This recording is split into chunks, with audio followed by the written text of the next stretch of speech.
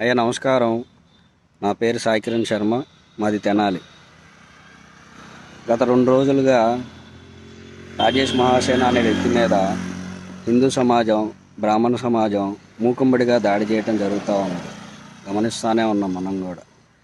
అయితే రాజేష్ మహాసేన గారు గతంలో చాలా విషయాల మీద తప్పుగా మాట్లాడిన విషయం మనకి తెలిసింది. కానీ తన తప్పును తను తెలుసుకొని క్షమాపణ కోరాడు.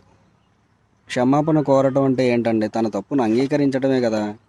మరి అలాంటి వ్యక్తి పైన ఎందుకు అందరూ ఒక్కసారిగా దాడి చేస్తున్నారనేది అర్థం కావటం లేదు. ఒక సామాన్యుడు రాజకీయంగా ఎదగాలనుకుంటున్నాడు.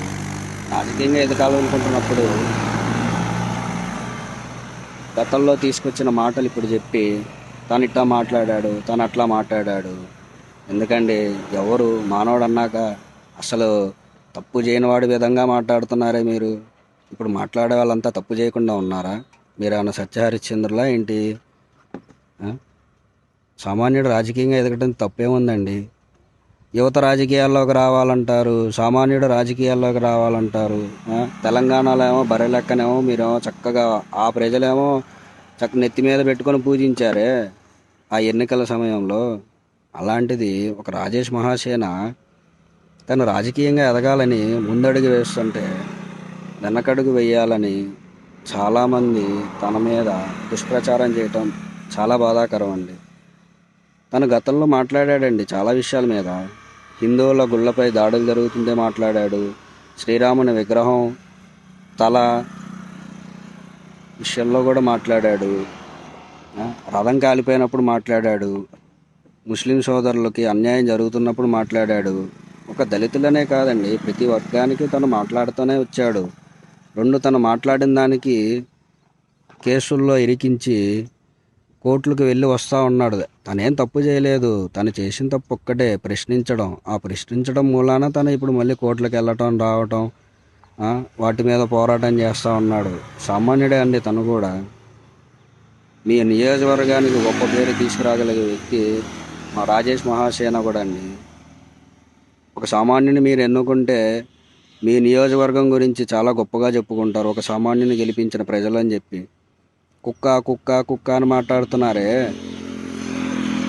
ఆ వ్యక్తి ఎవరో నాకు తెలియదండి. కుక్క అంటున్నారు కదా. ఏనాడైనా రోడ్డు మీద ఒకరికి యాక్సిడెంట్ అయితే సహాయం చేశారా స్వామి మీరు? మనకి ఎందుకులే అని చెప్పి వెళ్ళిపోతారు. అలాంటిది మీరు కుక్క అంటున్నారు. ఒక సమస్య తన దగ్గరికి వస్తే పరిష్కారం అయ్యేంత వరకు నిద్రపోకుండా వాళ్ళ వెనకాల ఉండి వాళ్ళకు ఒక ధైర్యం చెప్పే రాజేష్ మహాసేన లాంటి వ్యక్తిపై దుష్ప్రచారం చేయటం చాలా బాధాకరం. ఒక బ్రాహ్మణుడిగా చెప్తున్నానండి. ఒక హితం కోరుకునే వాళ్ళు బ్రాహ్మణులు అంటారు. అలాంటిది తనను గెలిపిస్తే మీ సమస్యకి పరిష్కారం ఖచ్చితంగా తీసుకొస్తాడు. ఆ సమస్యపై పోరాటం చేయగలిగే ఏకైక వ్యక్తి మీ నియోజకవర్గానికి చెందిన వ్యక్తి రాజేష్ మహాసేన. తన మీద దయించి క్షమించండి. సినిమాల్లో హీరోలు ఫస్ట్ హాఫ్లో దారుణంగా ఉన్నాడు, రెండో హాఫ్లో మారాడు, ఆ హీరో చాలా గొప్పగా నటించాడు అని మీరే గొప్పలు చెప్పుకుంటారు కదా. తన మొదటి భాగంలో తను మీకు శత్రువుగా కనపడి ఉండొచ్చు, కానీ రెండో భాగంలో చూడండి, ఒక హీరోగా చూడండి, బాగుంటుంది. మీ నియోజకవర్గానికి మేలు చేసే వ్యక్తి. ధన్యవాదాలండి.